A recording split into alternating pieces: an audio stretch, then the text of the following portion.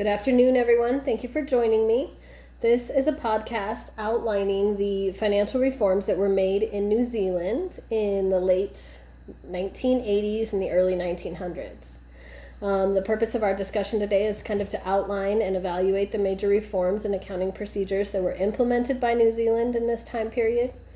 Our discussion is developed utilizing two separate articles titled New Zealand's Public Financial Management Reforms, which was published by the Center for Public Impact, and the article titled Implementing Accrual Accounting in Government, the New Zealand Experience, which was published by the International Federation of Accountants.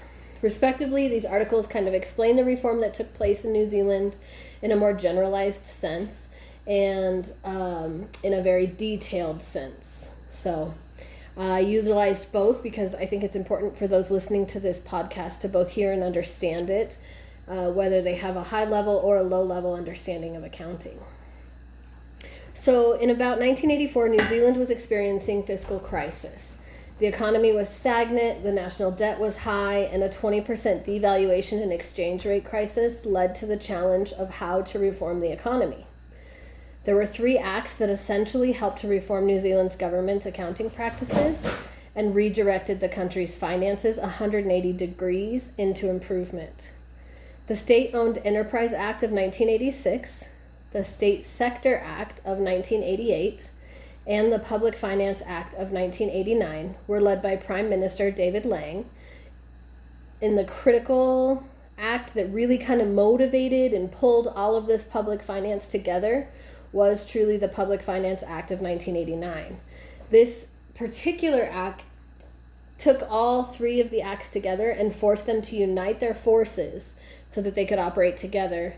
And this act kind of removed many of the administrative controls, defined the appropriation process in terms of output, made chief executives responsible for departmental and financial management, and established a developmental crown of reporting requirements. These acts kind of aimed to focus the government resources on its policy and service delivery priorities and ensured that public servants used taxpayers' money appropriately. The primary focuses of these acts were to help the government of the day kind of translate its strategy into action. They focused spending on the government's desired outcomes. They promoted informed decision-making and accountability, and they identified and actively managed fiscal and non-fiscal risks. Finally, there was kind of extra encouragement around responsive, prudent, efficient, and effective state sector. In order to accomplish these goals, four main features were changed in the government accounting system. First off, they adopted accrual accounting, budgeting and appropriations from the previously used cash-based accounting. The centralized government accounting system with a funds-based structure was broken out to be more departmentalized, and they introduced capital charge and the decentralized authority to buy and sell assets and focused on output-based management and budgeting. Finally, they also focused on devolving financial decision-making and kind of increasing that accountability.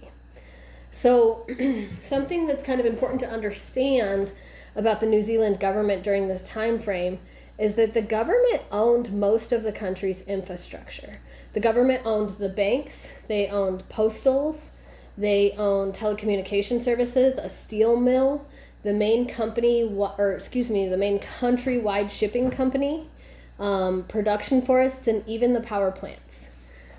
The detriment here is that all of these programs were being run and managed with fund accounting that operated solely under policy advice functions.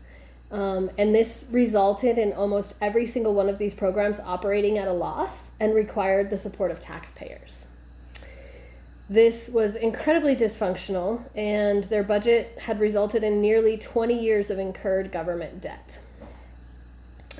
The accounting methods utilized were so focused on centralized deposits into a consolidated bank per the adherence of this instruction manual. It was literally a manual called the Treasury Instructions and the Public Service Manual.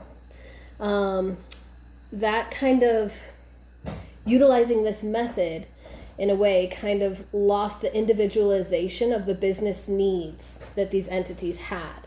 So in turn, budgeting was appropriated loosely to defined programs rather than allocated accordingly, which is where in 1989, the Public Finance Act really eliminated the ability for the chief executives to kind of hide behind this instruction manual. In a sense, it really forced them and held them accountable to the financial outputs of their designated operations. This shift resulted in the corporatization of government-owned enterprising and gave them clear commercial objectives, managerial flexibility, and authority over the decisions that affected their business. On top of this shift in accountability and ownership, not legally ownership, but in a responsibility sense, these state-owned enterprises began to use accrual accounting, and it resulted in far more transparency.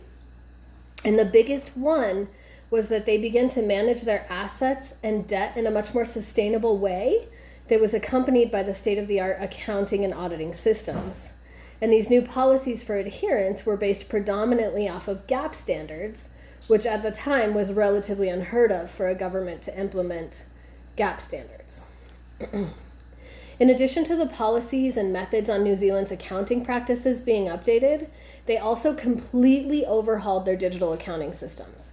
The centralized accounting system was modularized into 6 separate systems, and each was responsible for maintaining and producing their GAAP-required financial statements. So activities such as commitments or purchase order systems, payroll, fixed assets, creditors, and debtors are able to be integrated now into one system, thereby reducing the double processing and reconciliation problems that were associated with the disparate systems being used at the time. The staff who managed the systems were also upgraded. So compliance officers who were ensuring that everyone was adhering to that manual were actually replaced with professional accountants who were capable of negotiating budgets and interpreting financial information systems. New Zealand vastly trimmed the fat due to the reduction in accounting responsibilities, and the 6 major treasury departments that all had their own offices and department staff, all of these things were actually reduced to 6 expert staff members. The reform that New Zealand went through was not an easy task. Lessons were learned at micro and macro levels, but if this process can be done in one country, there's no reason to say it can't be accomplished by others. And that's really the first lesson that New Zealand taught us, is that a fully accrual-based accounting system is fully possible for use by a country in the public sector. The second major lesson that can be learned from New Zealand is that accounting is important and it's exciting when it generates information that can be used by decision makers.